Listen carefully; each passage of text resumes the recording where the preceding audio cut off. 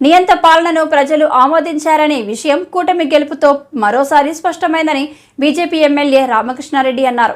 దిక్కులేని పరిస్థితిలో జగన్మోహన్ రెడ్డి వైసీపీని కాంగ్రెస్లో విలీనం చేసే దిశగా అడుగులు వేస్తున్నారని ఆరోపించారు. అప్రకటిత ఎమర్జెన్సీ జగన్మోహన్ రెడ్డి పరిపాలనలో 2019 నుంచి 2024 వరకు కొనసాగితే ఆ అప్రకటిత ఎమర్జెన్సీని కూడా వ్యతిరేకిస్తూ ఇవాళ ప్రజలు అపూర్వమైన విజయం కూటమికి అందించారు. దీని ద్వారా తెలియవచ్చేది ఆనాడైనా ఈనాడైనా నియంత పరిపాలన ప్రజలు ఆమోదించరు అనేది స్పష్టంగా అర్థమవుతూ ఉంది. అందుకే ఇవాళ దిక్కులేని పరిస్థితిలో జగన్మోహన్ రెడ్డి తన పార్టీని కాంగ్రెస్ పార్టీలో విలీనం చేసే దిశగా అడుగులు వేస్తూ ఉన్నాడు. నిన్నటి రోజున బెంగళూరులో డీకే శివకుమార్తో భేటీ అయి వైఎస్ షర్మిల్ని కాంగ్రెస్ పార్టీ నుంచి బయటకు పంపిస్తే తన పార్టీ విలీనం చేయడానికి సంసిద్ధమని వ్యక్తం చేసే నిస్సహాయ స్థితికి జగన్మోహన్ రెడ్డి వెళ్ళిపోవడం జరిగింది.